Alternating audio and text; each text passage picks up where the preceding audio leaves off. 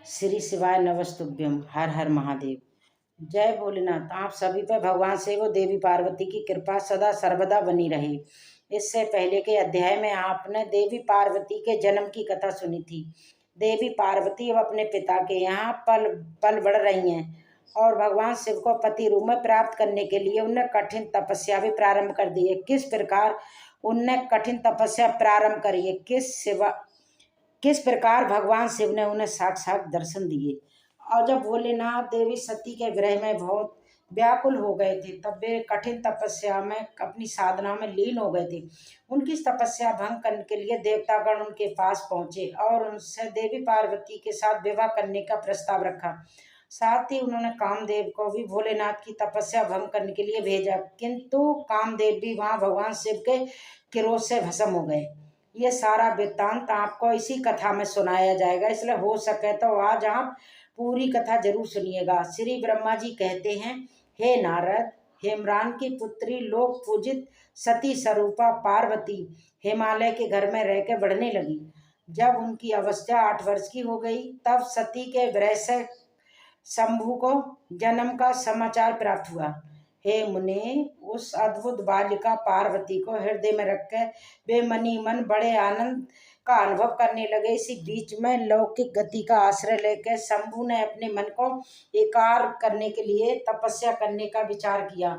मंदी आदि को शांत पार्षदों को साथ लेकर वे हिमालय के उत्तम शिखर पर गंगा पार नामक तीर्थ में चले आए, जहाँ पूर्व काल में ब्रह्म धाम से चित होकर समस्त पाप राशि का विनाश करने के लिए चली हुई परम पावनी गंगा पहले भूतल पर अवतरित हुई थी। जितेंद्री हर वहीं रहकर तपस्या आरंभ करी। वे आलस रहित होकर चेतन ज्ञान स्वरूप नित्य ज्योतिर्मय निरामय जगन्मय चिरानंद स्वरूप द्वादशी आश्रय रहित अपने आत्मा भूत परमात्मा का एकार भाव से चिंतन करने लगे। भगवान हर के ध्यान प्राण होने पर नंदी और ब्रह्मी आदि कुछ अन्य पार्षद कुछ उस समय कुछ परमात्मा शंभु की सेवा करते थे। वे सबके सब मौन रहते और एक भी शब्द नहीं बोलते थे, और उनमें से कुछ द्वारपाल हो गए थे। इसी समय गिरिराज हिमवान उस औषधि बहुविल शिखर पर भगवान शंकर का सौभाग्यवन सुनकर उनके प्रति आदर से आए। वहां आयकर सेवक से गिरिराज ने रुद्र को प्रणाम किया, उनकी पूजा की और अत्यंत प्रसन्न हो हाथ जोड़कर उनका सुंदर स्तवन किया। फिर हिमालय ने कहा, हे प्रभु, मेरे सौभाग्य का उदय हुआ है जो आप यहाँ पधारे हैं। आपने मुझे समाप्त कर दिया है प्रभु। क्यों ना हो महायुति वर्णन किया है कि आप तो दीन बंसल हैं। आज मेरा जन्म सफल हो गया, आज मेरा जीवन सफल हुआ और आज मेरा सब कुछ सफल हो गया, क्योंकि आपने यहाँ आकर वृंदावन करने का कष्ट उठाया। हे महेश्वर, हाँ, मुझे अपना दास समझ के शांत भाव से मुझे सेवा के लिए आज्ञा दीजिए। मैं बड़ी प्रशंसा से अनन्य चित्त होकर आपकी सेवा करूँगा। श्री ब्रह्मा जी कहते हैं, हे नारद, गिरिराज का ये वचन सुनकर महेश्वर ने किंचित आंखें खोली और सेवकों सहित हिमवान को देखा। सेवकों सहित गिरिराज को उपस्थित देखकर ध्यान योग में स्थित हुए जगदीश्वर मुस्कुराते हुए कहा, हे शैलराज, मैं तुम्हारे शिखर पर एकांत में तपस्या करने के लिए आया हूँ। तुम ऐसा प्रबंध करो कि जिससे कोई भी मेरे निकट ना आ सके। तो महात्मा हो, तपस्या के धाम हो तथा मनियों देवताओं राक्षसों अन्य महात्माओं को भी सदा आश्रय देने वाले हो। ध्वज आदि का तुम्हारे ऊपर सदा ही निवास रहता है। तुम गंगा जी से अभिषिक्त होकर सदा के लिए पवित्र हो गए हो। दूसरों का उपकार करने वाले तथा संपूर्ण पर्वतों के सामर्थ्यशाली राजा हो। हे गिरिराज, मैं यहाँ गंगा अवतरण स्थल में तुम्हारे आश्रित होकर आत्मा संयम पूर्वक बड़ी प्रशंसा के साथ तपस्या करूँगा। हे शैलराज, हे गिरि श्रेष्ठ, जिस साधन से मेरी तपस्या बिना किसी विघ्न बाधा के प्रारंभ रह सके, उसे इस समय प्रयत्न पूर्वक करो। हे गिरिराज, यही मेरी सबसे बड़ी सेवा होगी।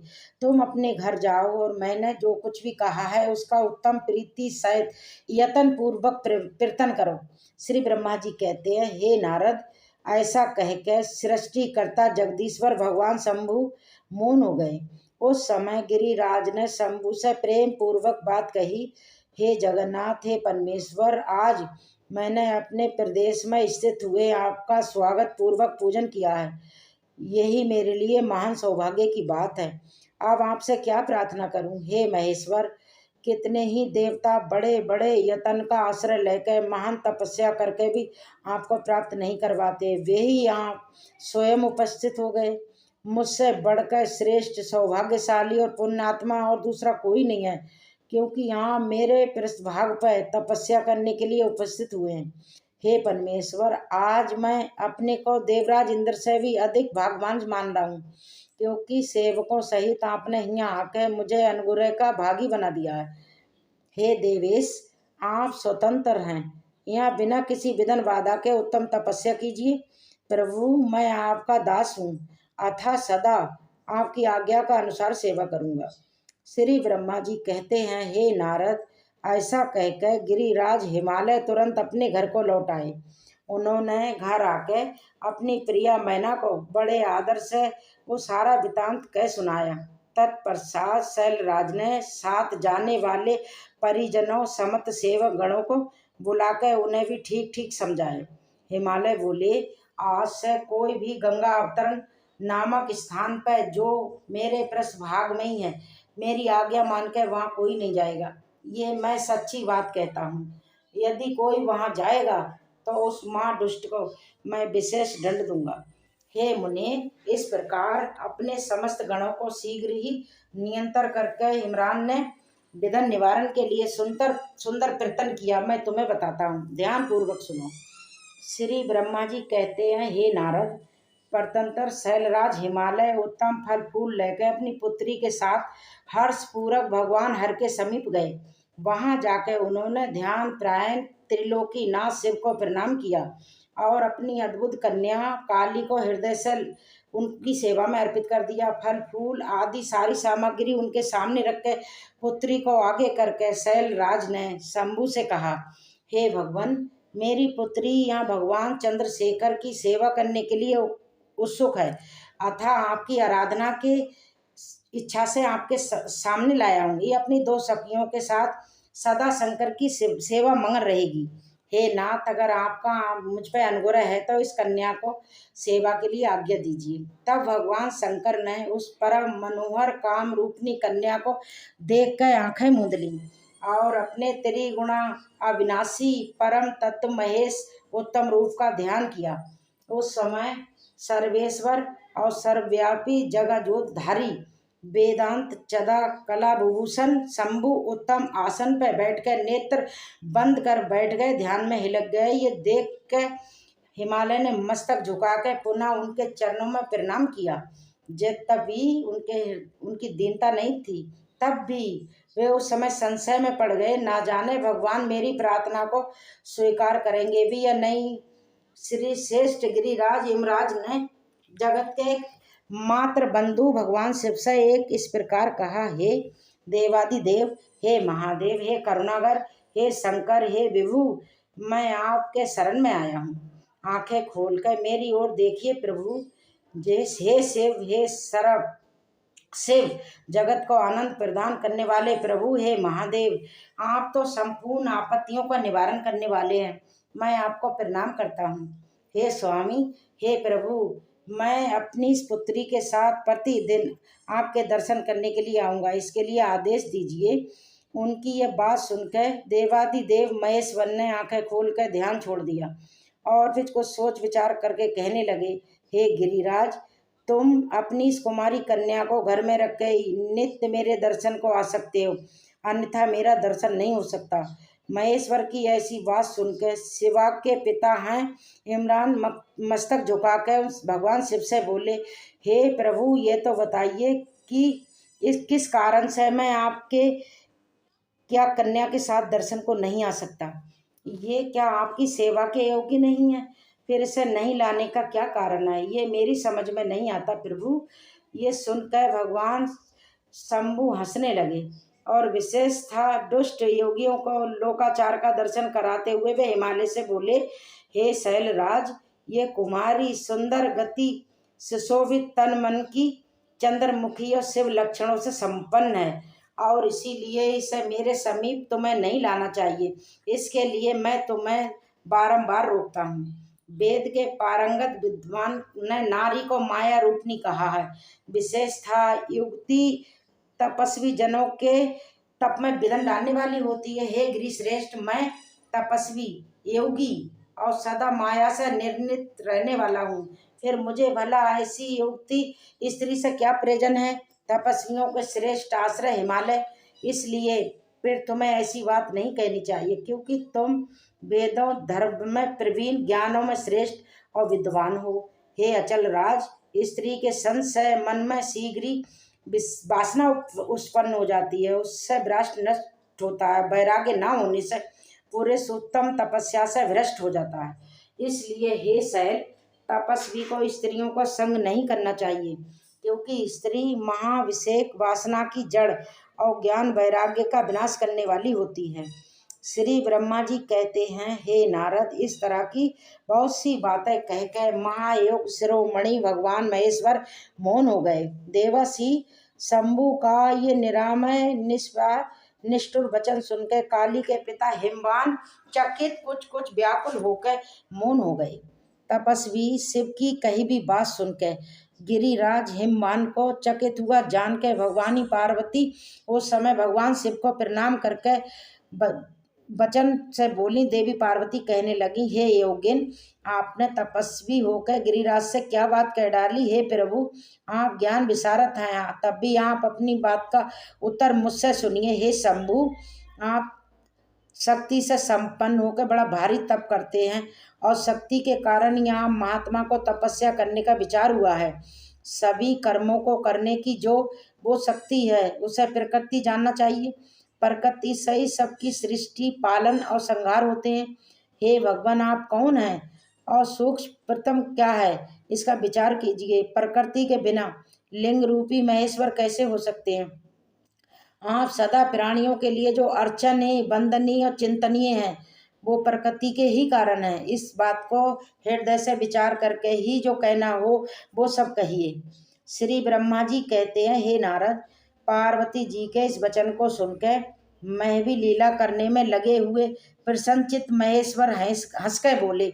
महेश्वर ने कहा, मैं तपस्या द्वारा ही प्रकृति का नाश करता हूँ और ततः प्रकृति रहित शंभु के रूप में स्थित होता हूँ। अतः सब पुरुषों को कभी कहीं भी प्रकृति का संग्रह नहीं करना चाहिए, लोकाचार से दूर और निर्विकार रहना चाहिए। नारद, जब शंभु ने लौकिक व्यवहार के अनुसार ये बात कही, तब देवी पार्वती अथा काली मनी मन हंस कर मधुर वाणी में बोली। काली ने कहा, हे कल्याणकाली प्रभु, हे योगिन, आपने जो बात कही है वो वाणी प्रकृति नहीं है। अगर ऐसा है तो फिर आप उसे परे क्यों नहीं हो गए? क्यों प्रकृति का सहारा लेके बोलने लगे? इन सब बातों का विचार करके तात्विक दृष्टि से जो यथार्थ बात हो उसी को कहना चाहिए। सब कुछ सदा प्रकृति से बंधा हुआ है, इसलिए आपको ना तो बोलना चाहिए और ना कुछ कहना चाहिए, क्योंकि कहना और करना सब प्रकृति ही है। आप अपनी बुद्धि से इसको आप समझिए। जो कुछ भी सुनते, खाते, देखते, करते हैं वो सब प्रकृति का ही कार्य है। हे योगेश्वर, वो कहने से क्या लाभ? मेरी उत्तम बात सुनिए। मैं प्रकृति हूँ, आप पुरुष हैं, और ये सती है और ये सत्य है, इसमें कोई संशय नहीं। मेरे अनुग्रह से ही आप सगुण साकार माने गए। मेरे बिना तो हे प्रभु कुछ नहीं कर सकते। आप जितेंद्रीय होने के पै भी प्रकृति के अधीन होकर सदा नाना प्रकार के कर्म करते रहते हैं, फिर निर्विकार कैसे हैं और मुझसे लिप्त कैसे नहीं? हे शंकर, हे भोलेनाथ, यदि आप प्रकृति से परे हैं और यदि आपका यह कथन सत्य है तो मेरे समीप रहने पर भी डरना नहीं चाहिए। श्री ब्रह्मा जी कहते हैं, पार्वती जी का ये विशांत शास्त्र के अनुसार वचन सुनकर भगवान शिव वेदांत मत में स्थित होकर यूं बोले। भगवान शिव कहने लगे, सुंदर भाषण करने वाली है गिरिजय, यदि तुम सांख्य मत को धारण करके ऐसी बात कहती हो तो प्रतिदिन मेरी सेवा करो। मगर वो सेवा शास्त्र निषेध नहीं होनी चाहिए। गिरिजा से ऐसा कहकर भक्तों पर अनुग्रह और उनका मनोरंजन करने वाले भगवान शिव हेमवान से कहने लगे। भगवान शिव ने कहा, हे गिरिराज, मैं यहीं तुम्हारे अत्यंत रमणीय श्रेष्ठ शिखर की भूमि पर उत्तम तपस्या तथा अपने आनंदमय परमात्म रूप का विचार करता हुआ विचरूंगा। हे पर्वतराज, मुझे आप तपस्या करने की अनुमति दीजिए। आपकी आज्ञा के बिना कोई भी यहाँ तप नहीं कर सकता। देवादिदेव शूलधारी भगवान शिव का ये कथन सुनकर हिमवान ने उन्हें प्रणाम करके कहा, हे महादेव, देवता असुर और मनुष्य सहित संपूर्ण जगत तो आपका ही है। मैं तो तुच्छ होकर आपसे क्या कहूँ। श्री ब्रह्मा जी कहते हैं, नारद गिरिराज हिमालय के ऐसा कहने से लोक कल्याणकारी भगवान शंकर हंस पड़े और आदर पूर्वक उनसे बोले, अब तुम जाओ। शंकर जी की आज्ञा पाकर हिमवान अपने घर लौट गए। वे गिरिजा के साथ प्रतिदिन उनके दर्शन करने आते थे। काली अपने पिता के बिना भी दोनों सखियों के साथ शंकर जी के पास जाती और भक्ति पूर्वक उनकी सेवा में लगी रहती। नंदीश्वर आदि कोई भी गण उन्हें रोकता ही नहीं था। ये बात महेश्वर के आदेश से ये सब होता था। प्रत्येक गण पवित्रता पूर्वक उनकी आज्ञा का पालन करता था, जो विचार करने से परस्पर अभिन्न शिवा शिव ने सांख्य और वेदांत मत में स्थित होकर जो कल्याण साधक संवाद किया, वो सर्वदा सुख देने वाला है। जी मैंने यहाँ कह सुनाया। इंद्रिय अतीत भगवान शंकर ने गिरिराज के कहने से उनका गौरव मानकर उनकी पुत्री को अपने पास रहकर सेवा करने के लिए स्वीकार कर लिया। काली अपनी दो सखियों के साथ चंद्रशेखर महादेव जी की सेवा के लिए प्रतिदिन आती जाती रहती थी। वे भगवान शंकर के चरण धोकर चरणामृत का पान करती थी। आग से तपाकर शुद्ध किए हुए वस्त्र से अथवा गर्म जल से धोए हुए वस्त्र के द्वारा उनके शरीर का मार्जन करती, उनको मलती पोंछती थी। फिर 16 उपचारों से विधि भर हर की पूजा करके बारंबार उनके चरणों में प्रणाम करने के बाद प्रतिदिन पिता के घर वो वापस लौट जाती। हे मुनि श्रेष्ठ, इस प्रकार ध्यान प्रायण शंकर जी की सेवा में लगी हुई शिवा का महान समय व्यतीत हो गया। तब भी वे अपनी इंद्रियों को संयम में रखकर पूर्ववत उनकी सेवा करती रहीं। महादेव जी ने जो फिर उन्हें अपनी सेवा में नित्य तत्पर देखा, तब वो दया से द्रवित हो उठे और इस प्रकार विचार करने लगे, हे काली, जब तपश्चर्या व्रत करेगी और इसमें गर्भ का बीज नहीं रह जाएगा, तभी मैं इसका पानी ग्रहण करूंगा। ऐसा विचार करके महालीला करने वाले महायोगेश्वर भगवान भूतनाथ तत्काल ध्यान में स्थित हो गए। मुने परमात्मा शिव जब ध्यान में लग गए, तब उनके हृदय में दूसरी कोई चिंता नहीं रही।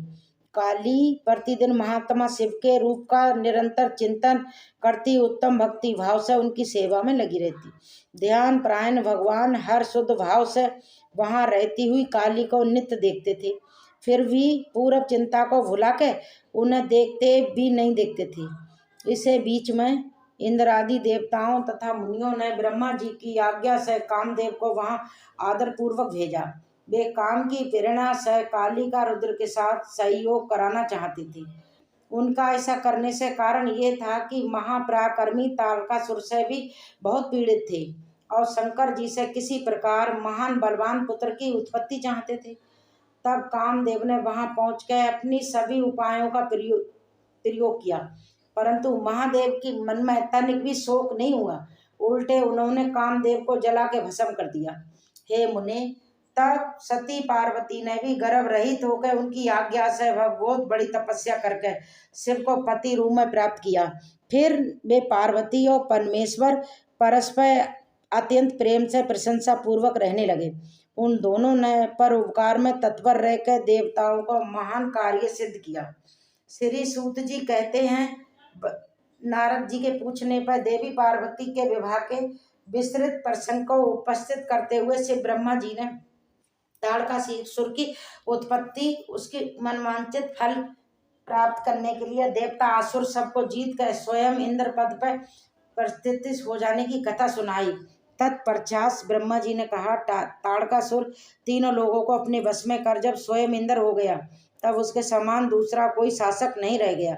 वो जितेंद्रीय असुर त्रिभुवन का एकमात्र स्वामी होकर अद्भुत ढंग से राज का संचालन करने लगा। उसने समस्त देवताओं को निकाल के उनके जगत दैत्यों को स्थापित कर दिया और विद्याधर आदि योनियों को स्वयं अपने कर्मों में लगा दिया। हे मुनि, तत्पर ताड़कासुर के सताए हुए इंद्र आदि संपूर्ण देवता अत्यंत व्याकुल और अनाथ होकर मेरी शरण में आए। इन सभी ने मुझ प्रजापति को प्रणाम करके बड़ी भक्ति से मेरा स्तवन किया और अपने दारुण दुख की बातें बता के कहने लगे, हे प्रभु, आप ही हमारी गति हैं, आप ही हमारे कर्तव्य के उपदेश देने वाले हैं, आप ही हमारे धातार उद्धारक हैं। हम सब देवता ताड़कासुर नामक अग्नि में जल के व्याकुल हो रहे हैं। जैसे समीपात रोग में और निर्बल हो जाती है, उसी प्रकार उस असुर ने हमारे सभी क्रूर उपायों को बलहीन बना दिया है। भगवान विष्णु के सुदर्शन चक्कर भी हमारी विजय की आशा अवलंबित रहती है, वे भी उसके कंठ पर कुंठित हो गया। उसके गले में पड़कर सुदर्शन चक्कर भी ऐसा प्रतीत होने लगा मानो उस असुर को फूलों की माला पहना दी है। हे मुने, देवताओं का ये कथन सुन के मैंने उन सबसे एक बात कही, देवताओं, मेरे ही वरदान से दैत्य ताड़कासुर इतना बढ़ गया है, अतः मेरे ही हाथों से उसका वध होना उचित नहीं है। जो जिससे पलकर बड़ा हो उसी के द्वारा उसका वध होना योग्यकारी नहीं कहलाता। विष के वृक्ष को भी अगर सींच के बड़ा किया है तो भी उसको स्वयं काटना अनुचित माना गया है। तुम लोगों का सारा कार्य करने के योग केवल भगवान शंकर हैं, किंतु ये तुम्हारे कहने पर भी स्वयं उस असुर का सामना नहीं कर सकते। तारक दैत्य अपने पाप से नष्ट हो सकता है, इसलिए हे देवता गणों, मैं जैसा उपदेश करता हूँ तुम वैसा कार्य करो।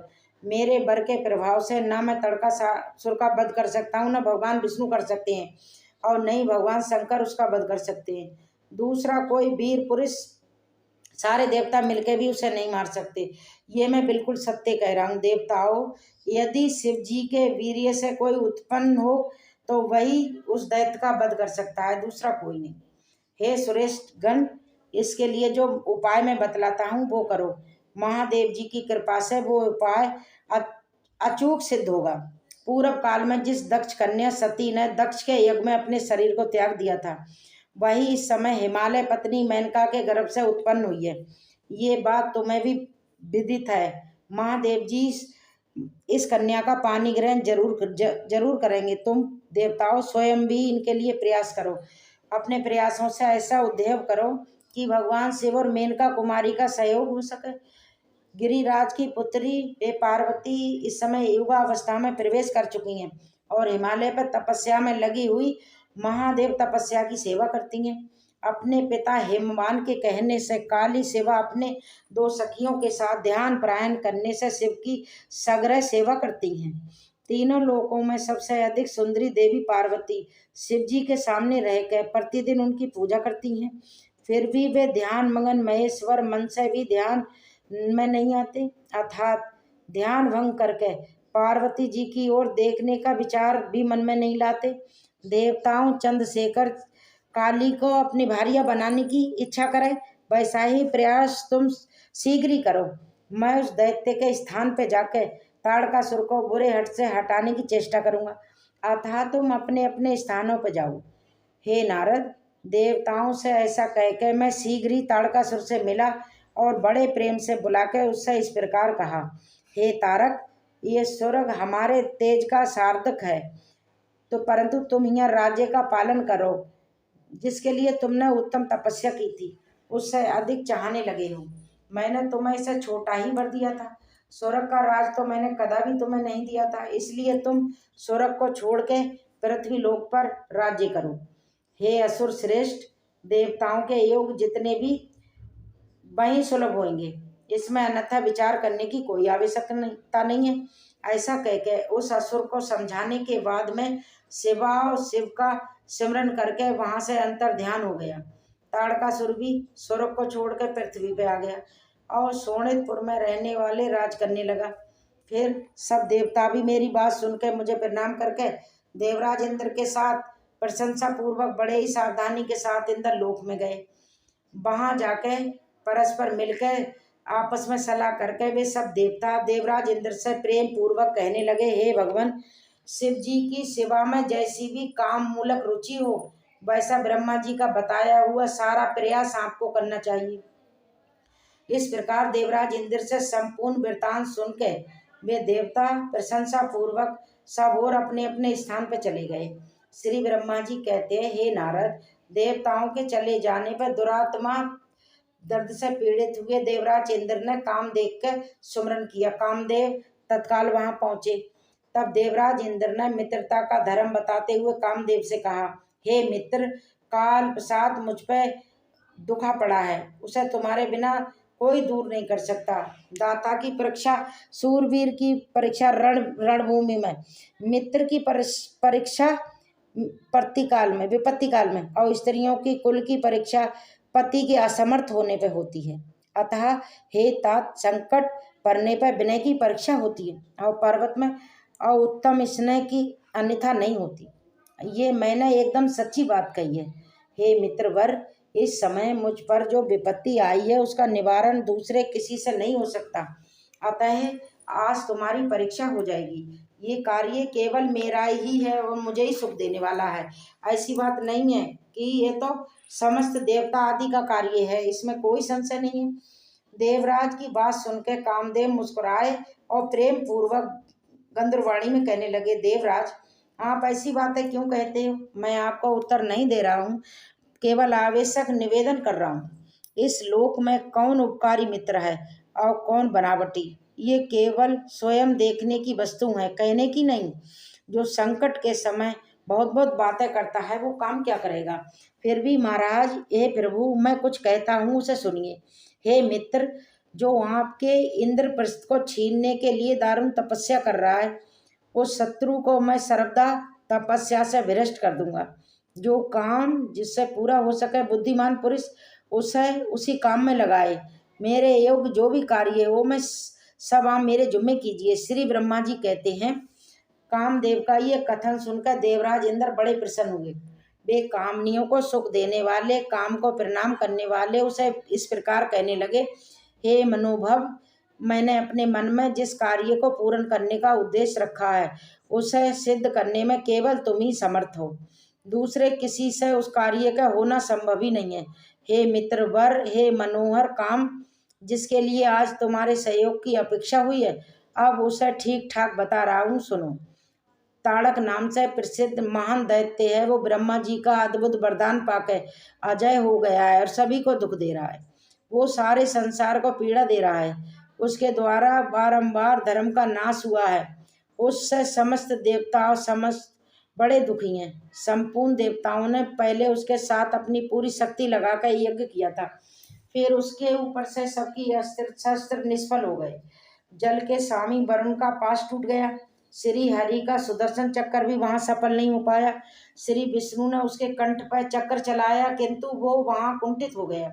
ब्रह्मा जी ने महायोगेश्वर भगवान शंभु के वीर्य से उत्पन्न हुए बालक के हाथों इस दुरात्मा दैत्य की मृत्यु बताई, और ये कार्य तुम्हें अच्छी तरह और इतन पूर्वक करना है। मित्र, उसके हो जाने से हम देवताओं को बड़ा सुख मिलेगा। भगवान शंकु गिर उत्तम तपस्या में लीन है, वे हमारे भी प्रभु हैं, कामना के वश में नहीं है, स्वतंत्र परमेश्वर हैं। मैंने सुना है कि गिरिराज नंदिनी पार्वती की पिता की आज्ञा पाकर अपने 2 सखियों के साथ उनके समीप रहकर उनकी सेवा में रहती हैं। उनका ये प्रतन महादेव जी को पति रूप में प्राप्त करने के लिए है, परंतु भगवान शिव अपने मन को संयम नियम से वश में रखते हैं। अतः हे कामदेव, जिस तरह भी उनकी पार्वती जी में अत्यंत रुचि हो जाए, तुम्हें वैसा ही प्रयास करना है। ये कार्य करके तुम केदार्थ हो जाओगे और हमारा भी सारा दुख नष्ट हो जाएगा। इतना ही नहीं है कामदेव, समस्त लोगों में तुम्हारा स्थायी प्राप्त हो जाएगा। श्री ब्रह्मा जी कहते हैं, नारद, इंद्र के ऐसा कहने से कामदेव का मुखारविंद प्रशंसा से खिल उठा। उसने देवराज से भी ये कहा कि मैं इस कार्य को करूँगा, इसमें कोई संशय नहीं है। ऐसा कहकर शिव जी की माया से मोहित हुए काम ने उस कार्य के लिए शीघ्र ही उसका भार भी ले लिया। तब वो अपनी पत्नी रति और बसंत को साथ लेकर बड़ी प्रशंसा के साथ उस स्थान पे गए जहाँ साक्षात योगेश्वर भगवान शिव उत्तम तपस्या कर रहे थे। श्री ब्रह्मा जी कहते हैं, हे मुनि, काम अपने साथी बसंत आदि को लेकर वहां पहुंचा। उसने भगवान शिव को देखा, अपने बाण चलाने आरंभ किए। तब शंकर जी के मन में पार्वती जी के प्रति आकर्षण होने लगा और उनका धैर्य छूटने लगा। अपने धैर्य का हिरास होते देखकर महायोगी महेश्वर मनी मन अब ये चिंतन करने लगे कि किस कुकर्मी ने यहाँ मेरे चित्त में विकार पैदा कर दिया। इस तरह विचार करके सब पुरुषों के आश्रयदाता महायोगी परमेश्वर शिव शंकर ये कह के संपूर्ण दिशाओं की ओर देखने लगे। उसी समय बामधारी बाण खींचे खड़े हुए कामदेव पर उनकी दृष्टि पड़ी। वो वहीं मूर्छित मदन अपनी शक्ति के घमंड में भगवान शिव पर अपने काम बाण चलाना चाहता था। उस पर दृष्टि पड़ते ही भगवान गणेश को तत्काल रोष चढ़ाया। मुने उधर आकाश में बाण सहित धनुष लिए खड़े हुए कामदेव ने भगवान शंकर पर अपना अमोघ अस्त्र छोड़ दिया, जिसका निवारण करना बहुत कठिन था। परंतु परमात्मा शिव पर वो अमोघ अस्त्र भी मोह हो गया, व्यर्थ हो गया। क्रोधित होकर परमेश्वर के पास जाकर शांत हो गया। भगवान शिव पर अपना अस्त्र के वश हो जाने पर कामदेव को बड़ा भय हुआ। भगवान मृत्युंजय के सामने देख के उन्हें कांप उठा और इंद्र आदि सभी देखकर स्मरण करने लगा। हे मुनि श्रेष्ठ, अपना प्रयास निष्फल हो जाने पर कामदेव भय से व्याकुल हो उठा। मनुष्वर कामदेव के सुमरन करने पर वे इंद्र आदि सभी देवता वहां पहुंचे और शंभु को प्रणाम करके उनकी स्तुति करने लगे। देवता स्तुति कर ही रहे थे, कुपित हुए भगवान हर के ललाट में मध्य भाग में नेत्र से बड़ी भारी आग तत्काल प्रकट हो गई। उसकी ज्वाला ऊपर की ओर उठ रही थी। वो आग दो धीरे धीरे करके जलने लगी। उसके प्रभाव प्रलय अग्नि के समान जान पड़ती थी। वह आग तुरंत ही आकाश में उछली और पृथ्वी पर गिर पड़ी। फिर अपने चारों ओर चक्कर काटती हुई धराशायिनी हो गई। साध भगवान क्षमा कीजिए। ये बात जब तक देवताओं के मुख से निकली तब तक ही उस आग ने कामदेव को जला के भस्म कर दिया। उस वीर कामदेव के मारे जाने पर देवताओं को बड़ा दुख हुआ। वे सभी व्याकुल होकर हाय ये क्या हुआ ऐसा कहकर जोर जोर से चित्कार करते हुए रोने बिलखने लगे। उस समय विकृत चित्त हुई पार्वती जी का सारा शरीर सफेद पड़ गया। पहले तो खून नहीं, वे सखियों को साथ लेकर अपने भवन को चली गईं। कामदेव के जल जाने पर रति वहां एक क्षण तक तो अचेत पड़ी रहीं। पति की मृत्यु के दुख से वो इस तरह पड़ गई थी मानो मरी गई हूँ। थोड़ी देर में जब उसे होश आया तब अत्यंत व्याकुल होकर उस समय तरह तरह की बातें कह के विलाप करने लगी। रति बोली, हाय मैं क्या करूं, कहाँ जाऊं? देवताओं ने ये क्या कर दिया, मेरे उद्दंड स्वामी को बुलाकर नष्ट करा दिया। हाय हाय हाय हाय नाथ उसम स्वामी, हे प्राण प्रिय, हाय मुझे सुख देने वाले प्रीतम, हाय प्राणनाथ ये क्या हो गया? श्री ब्रह्मा जी कहते हैं, हे नारद, इस प्रकार रोती बिलखती और अनेक प्रकार की बातें कहती हुई रति हाथ पैर पटकने और अपने सिर के बालों को नोचने लगी। उस समय उसका विलाप सुनकर वहां रहने वाले समस्त वनवासी जीव तथा वृक्ष आदि स्थल प्राणी भी अत्यंत दुखी हो गए। इसी बीच में इंद्र आदि संपूर्ण देवता महादेव जी का सिमरन करते हुए रति को आश्वासन देकर इस प्रकार बोले, तुम काम के शरीर का थोड़ा भस्म लेकर उसे यत्न पूर्वक रखो और भय छोड़ दो। हम सबके स्वामी महादेव जी कामदेव को पुनः जीवित कर देंगे और तुम फिर से अपने प्रियतम को प्राप्त कर लोगी। कोई किसी को ना तो सुख देने वाला है और ना ही कुछ दुख देने वाला है। सब लोग अपने अपने करने का फल भोगते हैं। तुम देवताओं को दोष देकर वैसे ही शोक करती हो। इस प्रकार रति को आश्वासन देकर सभी देवतागण भगवान शिव के पास आए और उन्हें भक्ति भाव से प्रसन्न करके इस प्रकार कहने लगे, हे भगवान शरणागत वत्सल महेश्वर, आप कृपा करके हमारी शुभ वचन को सुनिए। हे शिव शंकर, आप कामदेव की करतूत पर भली भांति प्रशंसा पूर्वक हे महेश्वर, काम ने जो ये कार्य किया है इसमें कोई साथ नहीं था। दुष्ट ताड़कासुर से पीड़ित हुए हम सब देवताओं ने मिलकर उससे ये काम कराया है। हे नाथ, हे शिव शंकर, इसे आप अन्यथा मत समझिए। सब कुछ देने वाले हे देव, हे गिरीश। सती साध्वी रति अब अकेली अपने दुखी होकर विलाप कर रही है, आप उसे साजनक प्रदान कीजिए। शिव शंकर, इस क्रोध के द्वारा आपने कामदेव को मार डाला तो हम यही समझेंगे कि आप देवताओं से भी सही समत प्राणियों से अभिसंहार कर डालना चाहते हैं। रति का दुख देखकर देवतागण नष्ट प्राण हो रहे हैं। हे भोलेनाथ, आपको रति का शोक दूर कर देना चाहिए। श्री ब्रह्मा जी कहते हैं, नारद, संपूर्ण देवताओं को वचन सुनकर भगवान शिव प्रसन्न होकर उनसे इस प्रकार कहने लगे, हे देवताओं और ऋषियों, तुम सब आदर पूर्वक मेरी बात सुनो। मेरे क्रोध से जो कुछ भी हुआ है वो तो अन्यथा नहीं हो सकता, फिर भी रति का शक्तिशाली पति कामदेव तभी तक शरीर रहित रहेगा जब तक कि वो रुक्मणी श्री कृष्ण का अवतार नहीं होगा। जब भगवान श्री कृष्ण द्वारका में रहकर पुत्रों को उत्पन्न करेंगे तब वे रुक्मणी के गर्भ से काम को भी जन्म देंगे। उस काम का ही नाम उस समय प्रद्युम्न होगा, इसमें कोई संशय नहीं है। उस पुत्र के जन्म लेते ही सम्रासुर उसे हर लेगा। हरण के बाद दानव शिरोमणि संबर उस शिशु को समुद्र में डाल देगा। फिर वो मूढ़ उसे मरा हुआ समझ के अपने नगर को वापस लौट जाएगा। हे रते, उस समय तक तुम्हें सम्रासुर के नगर में सुखपूर्वक निवास करना चाहिए। वहीं तुम्हें अपने पति प्रद्युम्न की प्राप्ति हो सकेगी। वहां तुमसे मिलकर प्राण सम्रासुर का वध करेगा और सुखी हो जाएगा। हे देवतागणों, प्रद्युम्न नामधारी काम अपने कामनी रति को तथा सम्रासुर के धन को लेकर उसके साथ पुनः नगर में जाएगा और मेरा ये कथन सर्वदा सत्य होगा। श्री ब्रह्मा जी कहते हैं, नारद, भगवान शिव की यह बात सुनकर देवताओं चित्त में कुछ उल्लास हुआ और वे उन्हें प्रणाम करके दोनों हाथ जोड़कर विनीत भाव से इस प्रकार बोले, हे देवादिदेव महादेव, हे करुणा सागर, हे प्रभु, आप कामदेव को शीघ्र जीवन दान दीजिए, रति के प्राणों की रक्षा कीजिए। देवताओं के ये बात सुनकर सती स्वामी करुणा सागर पर शिव बोले, हे देवताओं, मैं बहुत प्रसन्न हूँ। मैं काम को सबके हृदय में जीवित कर दूंगा। वो सदा मेरा गण होकर भी विहार करेगा। अब आप सभी अपने अपने स्थान को जाओ, मैं तुम्हारे दुख का सर्वदा नाश करूंगा। ऐसा कहकर रुद्रदेव उस समय स्तुति करने वाले देवताओं को देखते ही देखते अंतर ध्यान हो गए। देवताओं का विस्मय और दुख दूर हो गया। वे समत किस्मत प्रसन्न हो गए। प्रदंता रुद्र की बात पर विश्वास करके स्थिर रहने वाले देवता रति को उनका कथन सुनाकर आश्वासन देकर अपने अपने स्थानों को चले गए।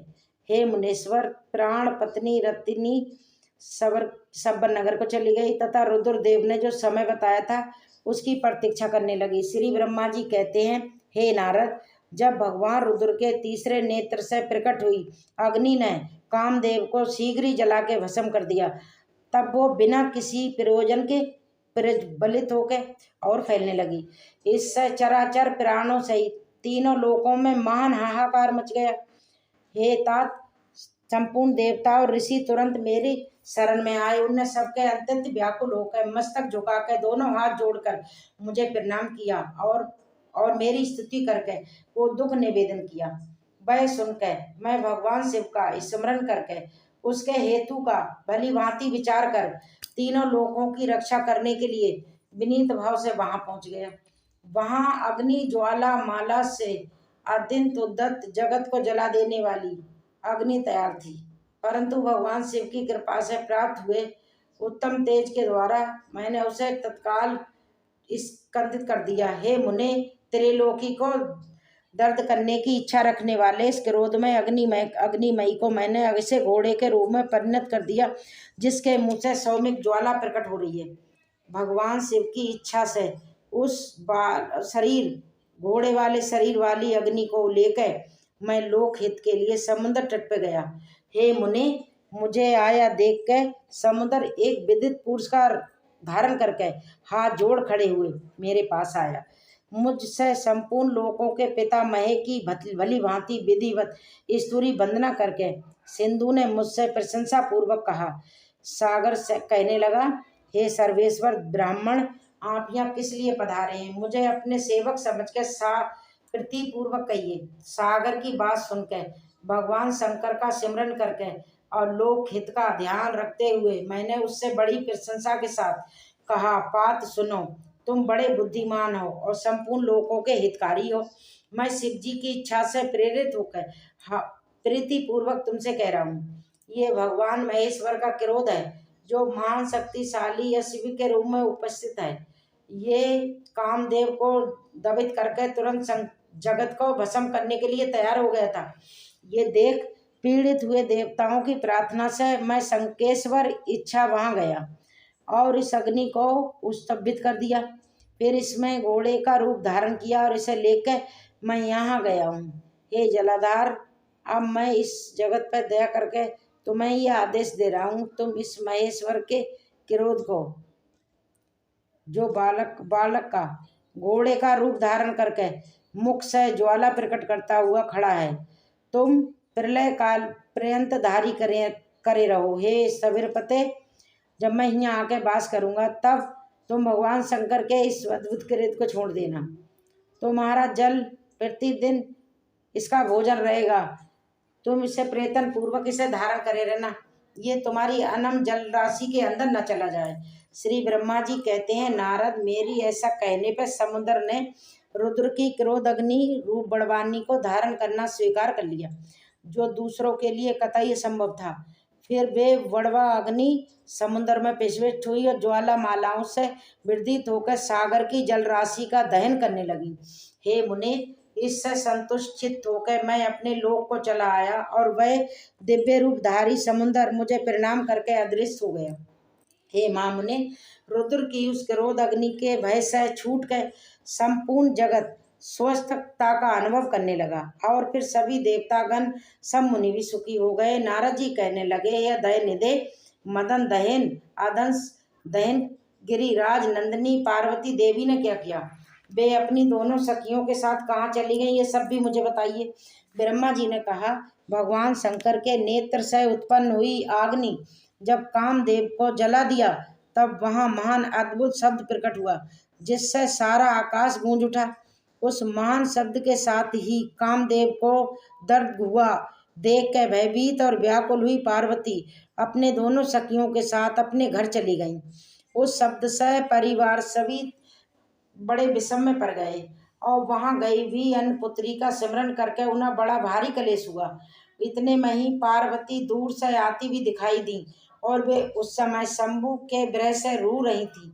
अपनी पुत्री को अत्यंत दुर्बल हुई देख शैलराज हिमवान को बड़ा दुख हुआ और वो शीघ्र ही उसके पास जा पहुंचे। फिर वे हाथ से उसकी दोनों आंखें पोंछ के कहने लगे, शिवे, डरो मत, रो मत। ऐसा कहकर अचलेश्वर हनुमान ने अत्यंत विर्बल हुई पार्वती को शीघ्र ही गोद में उठा लिया और उसे सांत्वना देते हुए अपने घर में ले आए। कामदेव का दाह करके महादेव जी अदृश्य हो गए थे, अतः उनके विरह से पार्वती जी अत्यंत व्याकुल हो उठी। उन्हें कहीं विश्व क्या शांति नहीं मिलती थी। पिता के घर में जाकर जब वो अपनी माता से मिली तो उस समय पार्वती शिवा ने अपना नया जन्म हुआ माना, अपने उस रूप की निंदा करने लगी और बोली, हाय, मैं मारी गई। सखियों के समझाने पर भी वे गिरिराज कुमारी कुछ भी नहीं समझ पाई। वे सोते जागते, खाते पीते, नहाते धोते, चलते फिरते और यहाँ तक कि सखियों के बीच में खड़े होकर भी कभी भी किंचित मात्र सुख का अनुभव नहीं कर पाती थी। मेरे स्वरूप को तथा जन्म को कनम को धिक्कार है, ऐसा कहती थी। वे सदा महादेव जी की प्रत्येक चेष्टा करके चिंतन करती थी। इस प्रकार पार्वती जी भगवान शिव के विरह से मने मन अत्यंत कलेश का अनुभव करती और फिर किंचित मात्र भी कहीं सुख नहीं पा रही थी। वे सदा शिव शिव शिव का जाप करती थी। शरीर से तो पिता के घर भी रह के मन से भगवान शंकर के पास पहुंची रहती थी। हे शिवा, सुख मदन होकर बारंबार मूर्छित हो जाया करती थी। शैलराज हिमवान, उनकी पत्नी मेनका, उनके मिनाक आदि सभी पुत्र जो बड़े उदार चेता थे, उन्हें सदा सांत्वना देते रहते थे, फिर भी वे भगवान शंकर को भूल नहीं सकी। हे बुद्धिमान देवासी, फिर एक दिन गिरिराज इंद्र की प्रेरणा से इच्छा अनुसार घूमते हुए हिमालय पर्वत पे आए। उस समय महात्मा हिमवान ने तुम्हारा स्वागत सत्कार किया, कुशल मंगल पूछा। फिर तो उनके देही हुए उत्तम आसन पे बैठी पदम पर शैलराज ने अपनी कन्या के चरित्र का आरंभ से वर्णन किया। किस तरह उसने महादेव जी की सेवा आरंभ की थी और किस तरह उनके द्वारा कामदेव का दहन हुआ, और सब कुछ उन्होंने बताया। मुने तुमने इस ये सब सुनकर शैलेश्वर भगवान शिव का भजन करो। फिर उनसे विदा लेके तुम वहां से उठे और मनी मन शिव जी का सिमरन करते शैलराज को छोड़कर शीघ्र ही एकांत में काली के पास आ गए। हे मुने, तुम लोकोकारी जानी तथा शिव जी के प्रिय भक्त हो, समस्त ज्ञान शिरोमणि हो, अतः काली के पास आकर उसे संबोधित करके उसी के हित में स्थित होकर उसे सादर ये सत्य वचन कहे। नारद जी ने कहा, यानी तुमने कहा कि काली के मेरी बात सुनो, मैं दया व शक्ति सच्ची बात कह रहा हूँ।